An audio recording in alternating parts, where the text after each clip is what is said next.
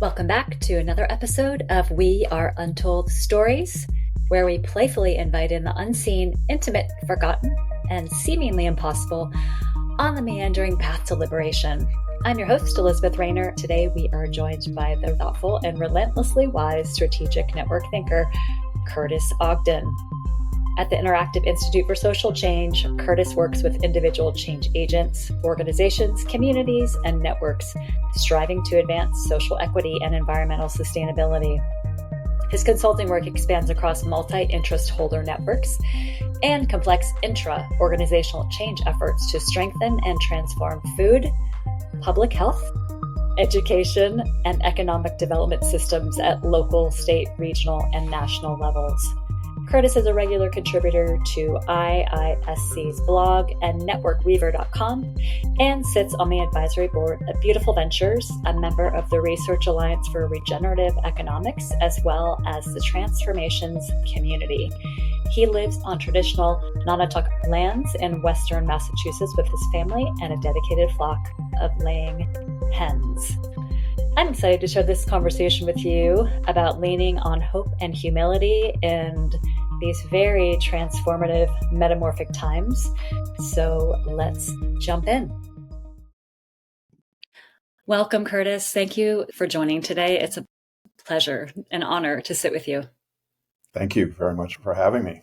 The work you do is so vital. And I would love to share more about how you strengthen and transform all of these systemic fractures that we're currently facing. First of all, I'd love to know what made you get into this work, and then what do you feel is the most vital element to it at this time? Yeah, those are big questions. Let's see what my version of the story is today in terms of how I got into this work. I grew up in Flint, Michigan, which is known for the various crises that it's suffered over the years. The more recent water crisis, the leaving of General Motors from this town that it had helped to build up. And I think it's just a poster child of when you put all your eggs in one basket and assume that it's always going to be going well. Certainly the legacy of what was carried from the South to the North in terms of people fleeing slavery and the legacy of that for jobs in the industrial North. And yeah, just really wonderful people contending with difficult histories and then an unfolding of a challenging present, which continues. And I think what I got from that was a pretty tremendous social education, becoming sensitized to issues of class and race and gender. And then also was exposed to experiences where people were able to transcend those differences and be friends or play sports together and work together. And so that's always brought me a high when people are able to work together across perceived difference and boundaries. And I'm also the son of two educators, so I definitely cherish learning for myself and love to see it when it unfolds for others. So that combination of loving learning and also when people can come together and work together across difference has guided me to the work that I do now with the Interaction Institute for Social Change. And I feel like the work of that organization has just become more and more timely. We've been around for about 30 years, a spinoff of a company called Interaction Associates that had been a real pioneer in looking at the actual practices that support effective collaboration. And in the early days, it was doing that research at the community level, looking at faith-based communities, grassroots communities, people coming together in place and working well together, and what supported people to do that work well and when they started to go off the cliff. And while you can't guarantee anything or predict the future, there certainly were core practices that seemed to replicate across groups that helped to create trust, that created a readiness and a willingness to work together.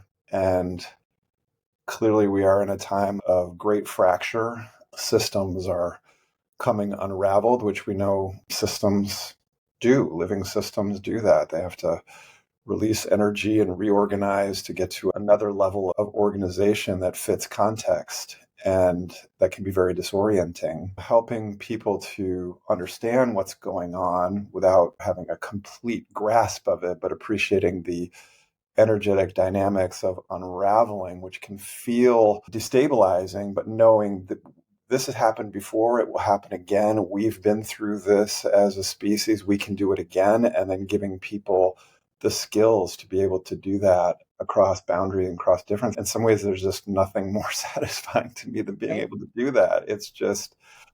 I know people are in pain and suffering, and I feel it. I feel it in my own body. I feel my own reactivity to what's going on. And yet I also feel like, wow, what a time to be alive. So I think I answered your questions. You did beautifully. I'm so curious to know, because you've been doing this work for quite a long time now, you mentioned having the skills. Yeah. How do you define those skills? What I'm going to do is I'm actually going to reference the experience I had last week that I was telling you about just before we started recording. So we have a flagship training program we do at the Interaction Institute, which is called Facilitative Leadership. And this was what grew out of that research that I was mentioning that the founders of Interaction Associates had done almost 50 years ago. And that course is grounded in a set of core practices that we've continued to evolve. And on the outside, they're practices you can see when somebody's facilitating using certain kinds of intention and awareness, when somebody's designing a process, whether it's an agenda or something much bigger, like a community visioning process or a strategic planning process or reconciliation or a conflict resolution process. There's a whole practice around design and designing for whole people. So there are a bunch of practices that I could reel off, but I wanted to go back to how we define facilitative leadership as really understanding the practice of leadership as being shared, and that it is about co-creating and inspiring conditions so that people can work together to achieve a common goal or common goals. And we sometimes use the metaphor of gardening, that you come in to prepare the soil so that over time the garden can grow the way it knows and wants to grow.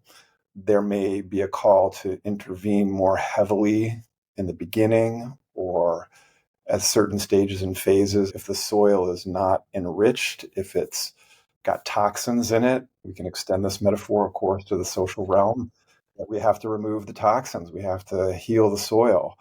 We actually have to create something that people are going to want to take root in and grow in and work with others in. Yeah, that idea of really enriching soil and creating a garden that can sort of flourish on its own with periodic interventions is how we frame facilitative leadership. And it's not meant to be a course necessarily about deep internal reflection or cultivating the internal self, but I'm learning more and more that it is not that it's explicitly that, but it is very implicitly that, because it's how we as a staff carry ourselves and do this work, what we've learned over time. There's somebody that I think it's Otto Scharmer quotes this healthcare leader from Connecticut, which is interestingly enough where a lot of the early research on facilitative leadership occurred. This healthcare leader, William O'Brien, was quoted as saying the success of an intervention depends upon the internal condition of the intervener. And we can learn all of these skills and practices, and we have to ensure that the internal is aligned with our intent externally. And so there's much more conversation, as there was in the room last week, openly about the importance of regulating ourselves, creating situations where people can co-regulate, where care is very explicit, being is a goal.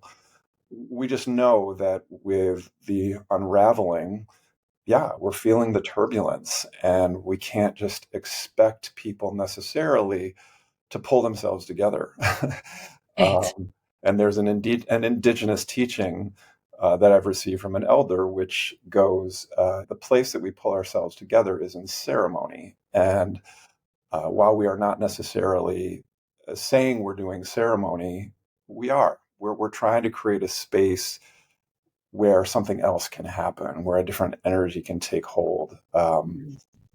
It's a sacred space, time out of time, where we might slow things down, where we might slow our body rhythms down, and just come to rest every now and then, and not just busy ourselves with more work. It's a combination of these tried and true practices like good facilitation and design and helping people to come to bigger pictures of systems and network weaving. And it's also an internal heart set, mindset, and facility with our soma, our bodies. You talked about co-regulation, and I don't think enough people consider that in terms of our interactions. Nervous system regulation, right? That is one of the most important factors in how we show up in conversation with each other. Do you want to share about being able to speak openly?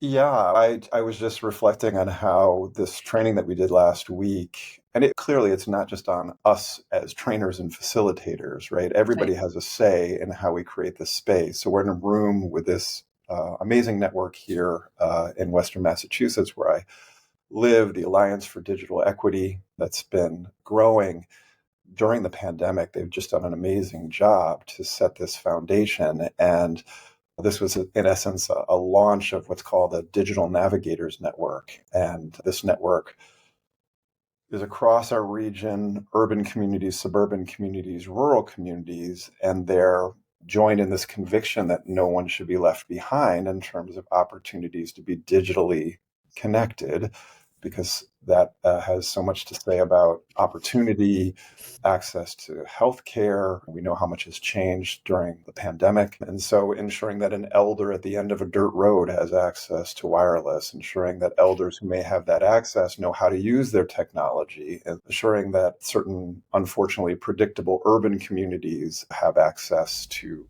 wireless, and the kids are getting those skills no matter the school system that they're engaged in. And so it's just incredible, diverse network. I mean that in terms of race and ethnicity and age and gender and class. And they're brought together by this common aim. And you can just feel in them that deeper reservoir of respect. And so when you're working with a group like that, the opportunities for co-creating a space where special things can happen is that much greater. And it just felt like we were able to do that. We were able to tap into something else. And what I was saying is that's just not the case in every Right. place and space. And that's not meant to cast aspersions or blame or shame anybody. We are operating in systems. We are operating these kind of meta organisms.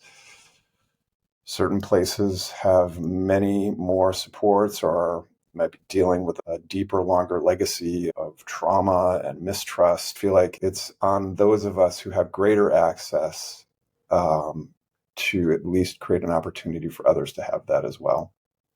How do you gain that greater access? What is your recommendation? It's a great question. And I think that a lot of it does come down to systems. One of the practices we delved into with this group was around seeing systems. And we used the metaphor that comes from Donella Meadows' work of the 12 areas to intervene in a system. Mm-hmm. We condense it down to 5, and the iceberg metaphor that many people have used and probably know. And so it's that idea that you have to go below the waterline to these deeper depths to create interventions and therefore opportunities for greater access, greater inclusion, and equity. And so that can be everything from the hardcore structural, ensuring that the machinery is there for people to have that access. Right. But structures also exist in terms of policy, procedure, process. Underlying that, of course, are individual mindsets, things like internalized superiority or inferiority, or the tendency that we seem to have in Western culture to put ourselves above others, including the land itself. and then how all that gets baked into institutional cultures. There's work to be done, I think, at all those levels. There's no single level. We did spend a lot of time talking about how we have to bring a network mindset and have people working at those different levels connected so that we can nudge systems in better directions. It's not an easy answer, but the reason why so many more of us need to be working together. Something that keeps coming up for me when you're sharing, and this is not a quick fix either, but at the meta level, doesn't it feel like narrative is important here? Something to really pay attention to, because you talked about mindset, but all those different layers, it's the narrative, the fear, despair narrative, crisis, chaos narrative that keeps rearing its head in every book that we encounter daily, which is creating the fractures. To me, that's a simple answer. And I know it's much more complex. That to me feels like an entry point that a lot of people consider. But what if we really dug in there? What are your thoughts on that? Yeah, I think to the extent that our thoughts are shaping our view of the world, and that somebody just reflected this back in a conversation at a workshop that I was a part of a few weeks ago that was actually on narrative medicine from an Indigenous perspective, which I'd love to say a little bit more about. It was a fascinating session, but this person I was in conversation with, who's actually an MD, who's open to quote unquote alternative methods and approaches, as we were talking about narrative and energy and how energy moves in our bodies. We were talking about how story essentially takes these energetic impulses of words and things that code experience and then strings them together in a kind of energetic arrangement that we then take into our bodies. And that is informing everything from our bodily movements to, in many cases, the health of physical structures in our body. And that's really what this workshop was about, how the stories we tell are not just informing thought, but they're actually having a cellular impact. And that's harder to get to.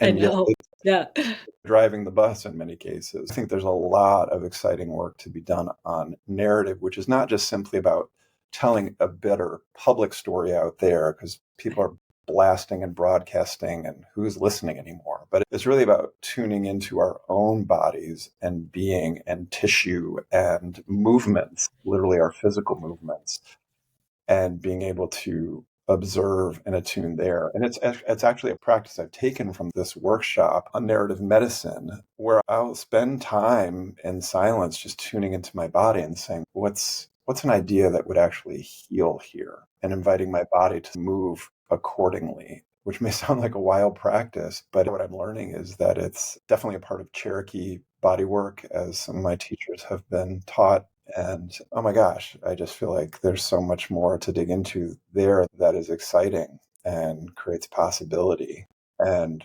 that we could have some control over, because we're talking about our own bodies and can get support for doing in community. There's a lot of potential there. A lot of potential. It reminds me a little bit of, from more of a Western, the psychoneuroimmunology, and to go to more traditional with the Cherokee bodywork. I was out in nature the other day, and we had some pretty big storms here in the West Coast. It was so turbulent and wild. There was tons of water rushing through. And this woman, I walked up and I said, "Look at it. It's so beautiful. It's so stunning." And she was saying, "Aren't you terrified? It's so scary." There was no imminent danger. And I walked closer to it, and she was getting more upset the closer I was getting. But I was living in a moment of wonder and awe, and she was living in a moment of sheer terror. And to your point about how that influences our cells, that was a completely different organization in each of our bodies. Exactly. It's helpful to hear you say that, in that an experience I had earlier today in working with an organization that has been experiencing some internal turbulence in the form of interpersonal dynamics. What was coming up, and I know this to be true, but when I confront it very palpably, it takes my breath away that people can have such different stories about what's going on in an instant.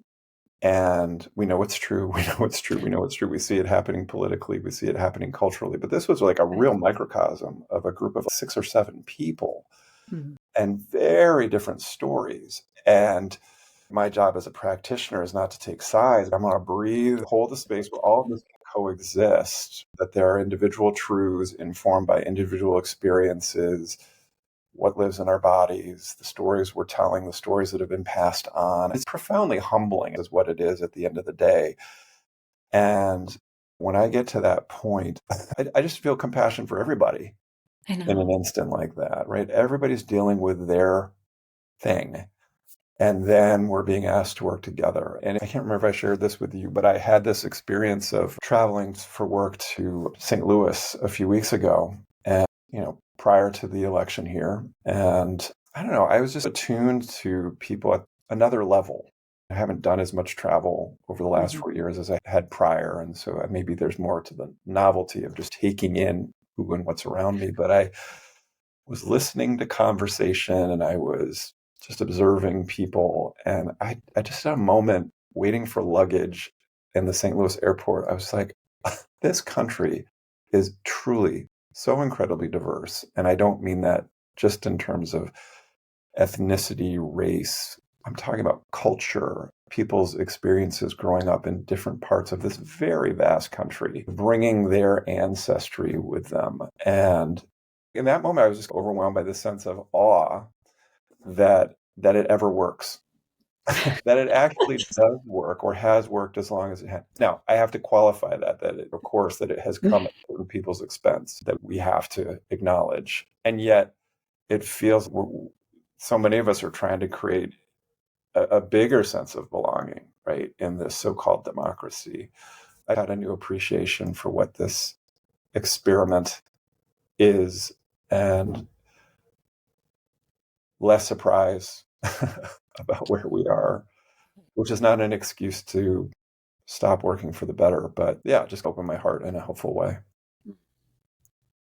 I have those moments all the time. And it really does go back to diversity. Because we have such a diverse range of perspectives, wouldn't we have a million beautiful ideas to edit some of the trajectory that we're on? And again, that comes down to not having spaces that we're able to speak freely.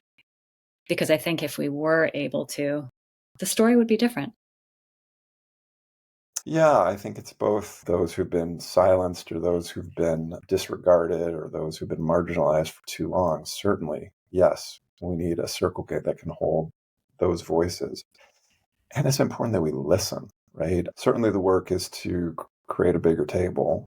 But then I have this experience where we'll do storytelling exercises with groups, either in a training or when I help to launch a new social change network. One of the predictable exercises, if you're in the room with me and my colleagues, is we'll invite people to do a round of short storytelling with people listening, with some prompts to listen for values, listen for strengths that they then actually reflect back to the storyteller. Mhm. And every single time we do the exercise, people say, we have a lot of different experiences in this room. And there's a heck of a lot that we have in common. And so I think it's when you get to that place of both appreciating the diversity and also the commonalities, then you really have something to work with. Because if it just Mhm. seems overwhelmingly complex and diverse, how on earth do you work with it, right? Mhm. Uh, Going back to what we were talking about earlier, if we're not in a state of regulation, it's impossible to rise to meet the challenge of anything if you're in survival mode, it which a is, lot of people are. I can't even guess what percentage of the global population lives in that state. It's so important for the people that are able to regulate individually and collectively in community to rise to meet the challenge, because so many of us, I believe, are struggling with that. yeah. Yeah, that's definitely been showing up. My wife is a therapist, and she feels like at this point, she's never off the clock. She's always around people who she can sense are just on an edge. And being on the edge is not necessarily a bad thing. But if some are forced more out that ledge than others and have been there way, way too long, Mhm. we've got to do better. Your wife and I live the same existence right now, it sounds like. So I feel for her. But when things break down, as you've said, there's a really beautiful opportunity for an emergence. And we're sitting at that precipice right now. But it also takes enough people to see it clearly. So my question is, what do more of us need to see? I mean, I don't know if I can determine that for other people. I think that there's plenty we don't see from a mainstream Western culture perspective. I think there's a lot that is left out of conversation, um, that comes at our collective expense. I can tell you where I spend more time is thinking about the forms of energy that are maybe not quite as visible. Right. uh, I think it Yeah. was Clarissa Pinkola Estes, Estes. whose name just keeps coming up again Yeah. in different circles that I'm in. And Yeah. both, isn't it The Woman Who Runs with Wolves? Mm-hmm. And then her piece on We Were Made for These Times. And Mm-hmm. she actually wrote the introduction to a book on curanderismo, which is something I'm studying, the Mexican healing arts. And she says in this opening chapter, just the hubris and in some ways the perpetuation of marginalization to say that certain energy forms that are not readily visible to these human eyes don't exist or that they don't count. And I think the rise and recognition of things like neurodivergence and neurodiversity is happening for a reason because it's validating different kinds of sensitivities and different kinds of information processing and maybe even different kinds of information accessibility, right? Who has access to what kinds of information. And that's where I spend a lot of my time these days, just thinking about and engaging in practice around what voices are we not hearing that can be in the natural world, it can Right. be in the ancestral realms. And I know this may sound wild and crazy to a lot of people, but of course, for most of humankind's existence on this planet, we have believed in the ancestors and their health and the importance of that to our health and thinking about future generations not yet born who are still very much in relationship with and the animated world around us in the form of trees and rocks and animals and plants. My sense is that we've missed not being in relationship with them, and it's really coming back on us strong now. It's an important question that my friend Joel Glansberg passed on to me, which is just sitting each day with this question of what am I not seeing, which Mm-hmm. without wanting to just privilege visual sight, it could be what am I not seeing, what am I not hearing, what am I not sensing, what am I not taking into my realm of awareness. So there's going to be a different answer for different people, but I think it's important to sit with that question personally because I think it's both an invitation to humility, but also hope when you realize, wow, there's a whole thing I'm not seeing here. And we can be very fearful about what's to come, but we might even be hopeful. Who knows what's Right. on their way? Why not tell that story? Exactly. Exactly. I think a lot of people don't want to go there because they know the other story so well. Yeah, we'll cling to what we know doesn't really work, but just for the sake of comfort and familiarity. But I guess at a certain point, we make a different choice or we don't. And that's when things get ugly, which is another daily question of mine is what do I need to let go of that's not Yes. serving right now? Right. And to be fair, we've gotten so far away talking about ancestral wisdom and connection in nature by our systems that we inhabit. And so sometimes I like to say to people, what if it's not your fault? Oh, yeah. We can take that so personally. How on earth have I gotten this far down the line and not paid attention to what's actually right in front of me? But I believe there's a pretty strong mechanism that's pulling us away from it constantly. Hopefully, nothing that we've talked about so far would go in the direction of leading anybody to believe that I would want to blame for their situations or not seeing or considering certain things because that just perpetuates the individualistic culture and sense of responsibility. And of course, we are individuals, like we are in these forms. We're also very intricately connected with everything around us. And one of my colleagues likes to say, you got to go soft on people and hard on systems. And of course, in some cases, you got to go hard on people, especially those with considerable power and privilege. And either they're damaged and there needs to be some kind of clear protection and defense mechanism put in place, or They're pretending that they don't know better. Right. And maybe that's all the same thing. I Yeah. wouldn't want to default too quickly to any kind of individual responsibility, but I do think the considerations of power and privilege and who can really do outsized harm by making a statement publicly or making a decision that unleashes billions of dollars in a certain direction or creates sweeping policy. There needs to be real accountability. Yeah. Do you want to share more about that? You and I talked about that to some degree earlier, and I believe that's a big part of what we're trying to unravel is a power dynamic in many ways. Yeah. Yeah. I have to refer to another teacher, Dr. Sally Gerner, who I met almost 10 years ago, who is semi-retired and just an amazing thinker, writer.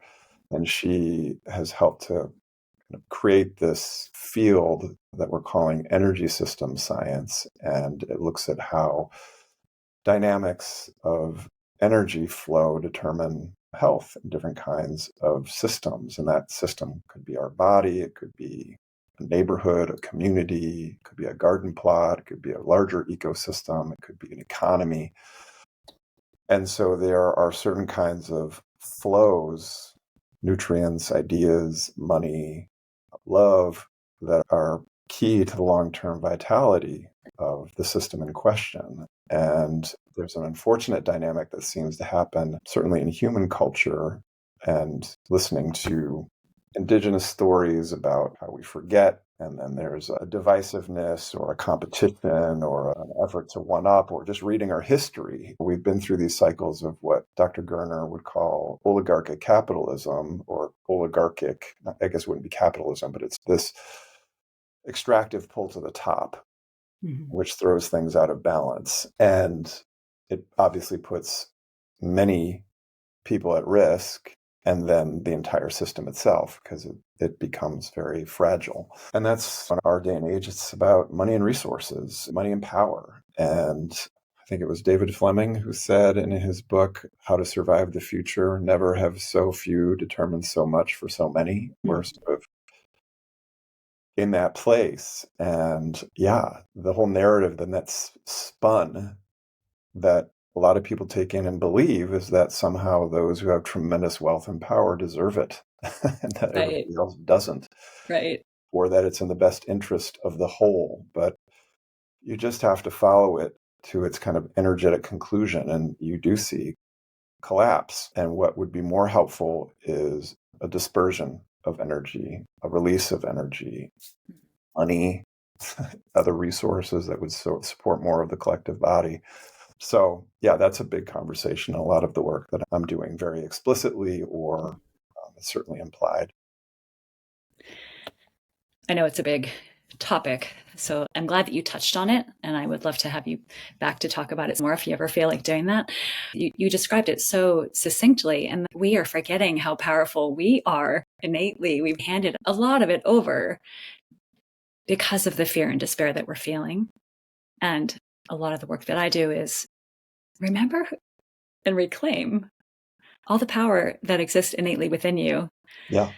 And I'm amazed at how there's a large percentage of people who want to remember. It clicks and then they jump into that space more. But there's a lot of people that I work with who just don't want to have the responsibility. They like having an authority figure.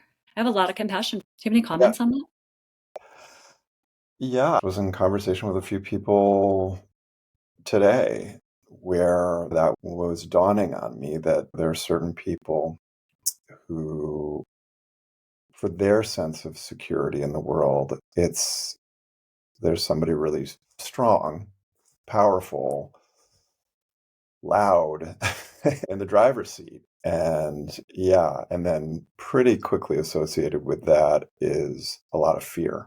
And so I want to keep with this commitment to compassion. And of course, I can feel myself veer toward judgment in certain cases, and I have to reel myself back in and get curious about where they're coming from, what their experiences have been, how that could actually potentially be stabilizing for them, at least for the short term. And then lots of questions about what the alternatives could be. Isn't it Rumi or another poet who says, fear is the cheapest room in the house. I'd like to see you in Yeah. better quarters. So, yeah, there's good reasons why people feel fearful, and I don't want to take away their protections, but also have an eye towards what could be more nurturing, More nurturing, more nourishing, nourishing, more freeing. more helpful for the long term, especially for people who are incredibly vulnerable for whatever reason. There could be a preying upon those who just have so much stacked against them. That ain't right. I enjoyed how you commented about judgment. You lean into compassion, but then that's a normal part of this process too. We're trying to find right relations and the middle way in the whole chaotic environment that we're existing within. You posted something about the voice, choice, and action gathering for the Nature Conservancy. Yeah. You had some insights that you pulled that I thought were so simple and useful to what we're working with right now.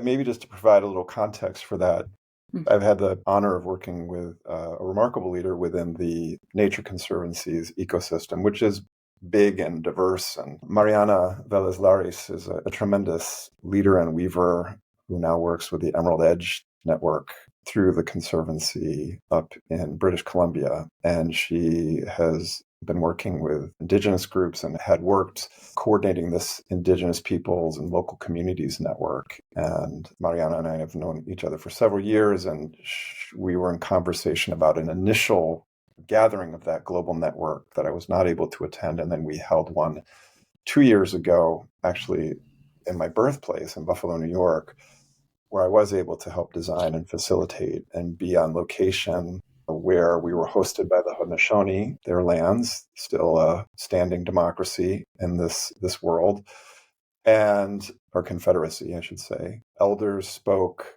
We were welcomed with the Thanksgiving address and heard from powerful women leaders from across the globe. And there were so many teachings. If you were listening, they were just almost like endless. And not in terms of what was coming up from the front of the room, but then the conversation that ensued and this kind of putting it together and this remembering. And that was one of the teachings. So Geho Huaco Norma Jacobs, who's with the Cayuga of the broader Confederacy, she said one of our greatest gifts is to remember. And so I've just been sitting with that ever since in terms of all the ways we are being called to remember, to come back, bring the members back together, put memory back together, to bring the original teachings back together, to heal what's been broken and separated, and bring the isolated parts back, the disassociated parts back. And she also brought in the late Jake Swamp, who's a leader I never met directly, but I heard a lot about when I was living in upstate New York, who said, in the end, everything is meant to work together.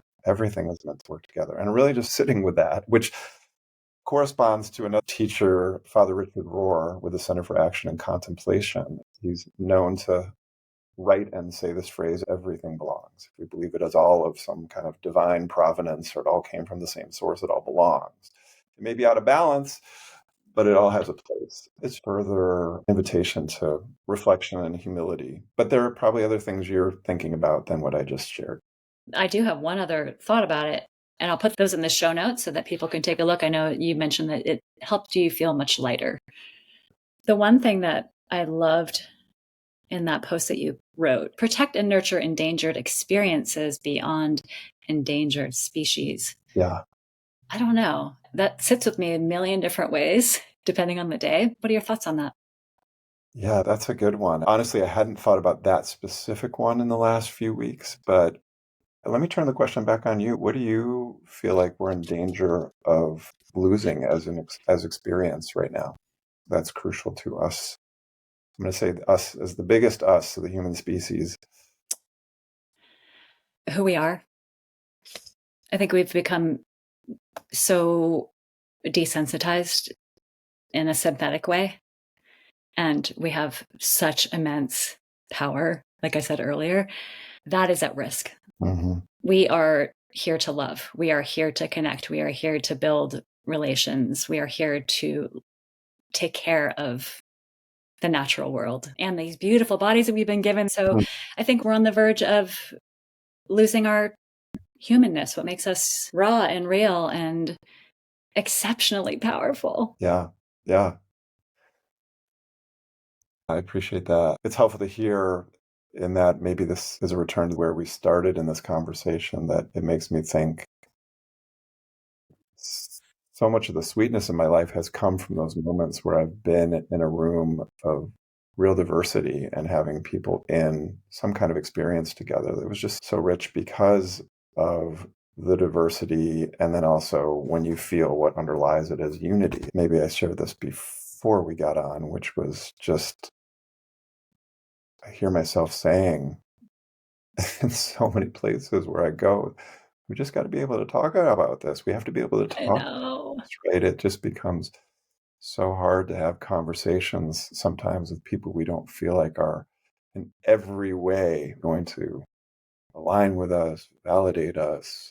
Um, I don't know. When difference Mhm. becomes a threat, I think we stand to lose a lot. It's important how you said in every way. That's a lot of pressure. But that's what we're facing in many conversations. There was a quote by Dr. Robin Wall Kimmerer. It Mm. says, "We must change the story from one of human exceptionalism to one of ecological compassion, to recognize that what we're facing is families on fire, our human family and our more than human family." It's a little bit of a sidebar, but families on fire, I pulled from part of what you said. That's endangered too, right? Absolutely. Yeah. My brain goes with that as some of the work that I've supported, again, through the Nature Conservancy with the another sub network, which is committed to preserving indigenous burning techniques as a way of regenerating forested landscapes. And how when we don't tend to that kind of the low intensity burns, that things build up, and then when they catch fire, it's total devastation, and it takes a lot to rebuild from that. And how setting some of those small fires can keep things clear and open. And so if we can't have some of those small fires in our families, if we can't have some of those small fires in our workplaces and public domain and political spheres, then things just build up to when it's going to be a total conflagration. And because now when forests burn that have not been tended that way, it puts so much at risk. Trees are burning, animals are, I can't tune in at that level to think how much life is lost in these fires now. It's a little overwhelming. People like you who are compassionate and empathetic and tuned into what's happening are part of the medicine. So thank you. I don't want to say it's rare, but it is sometimes rare to have that level of care, which I hope grows. How about this for the bumper sticker? Share the Share care. the case. You don't have to care for it all. Again, and this is not about making any single person more special than another person. Some of us are able to hold more by virtue of power, privilege, how we popped into this world, what our Right. purpose is.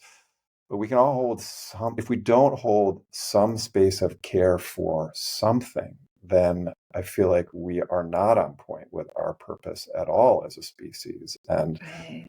I was just thinking about Ellen Langer's work with older adults. And when somebody who feels isolated and they're given a plant to care for, right? Suddenly there's a purpose that brings them to life because they're actually in that kind of relationship. And so it doesn't have to be big. It could be really small. There's just so much that could be done. Just do Yes. something. Something. Yeah. This seems like a good last inquiry for you. What do you passionately long for today? My daughters will often say, Dad, what do you want for Christmas? And at this point in my life, I just say, I want world peace. If I were to break that down a little bit in terms of what would allow us to get there, I guess it would be we've got to remember why we're here. At that gathering we mentioned earlier, the missing ingredient is love. That was one of the final reflections. And it was talking about the world is at a crossroads, and that love for nature and each other is essential in giving people the courage to bring forth the future we want. And I know when you and I first spoke, you mentioned that word. And several other people have said that word recently when I asked that question. Share the love. Yeah. Yeah. Right. And tap into the love because it's always there. I think tapping into a sense of gratitude and just looking around and seeing everything that we are given every day. It can get quite overwhelming to tap into that level of abundance. And there are clearly variations. Sometimes it's just enough to say, I'm grateful I can get out of bed this morning. Right. Grateful I have a warm bed.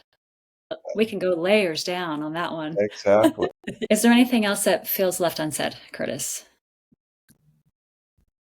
I don't think so. It's an ongoing conversation, so much more to be said, but I don't think anything else to say right now. Just grateful for the opportunity to be in conversation with you, and I'm going to sit with this for sure. I appreciate the time. I do too. Like I said, I admire your musings because I feel like you have multiple layers of experience from a lot of different systems that are all coming together in a beautiful way, but they're not quite formed yet. And you see it from this lovely bird's eye. You always give me so much to consider. How can people find you? The best way to find me is through LinkedIn. Is there a book in your future? I've written on a blog for the Interaction Institute for the past, is it now almost 12, 13 years? And there are a few books in there. Somebody had suggested I just go back and try and pull some of that together. Maybe. I don't know. I do know that I wanted to help nurture more of this awareness around energy systems, work with energy in its different forms, and make that more tangible to more of us. Going back to your comments from a few minutes ago, I would say one of the things that I am very clear on is the groundwater flow for us is love. And so that is a resource that we have to keep replenished and open and flowing. So whatever my contribution is to making that happen, if that's the form of a book, we'll see. Okay. It's not here yet, so you can't answer that question. But selfishly, I would love a book from you. You hold so much wisdom. And I don't even know if you recognize the depths of it.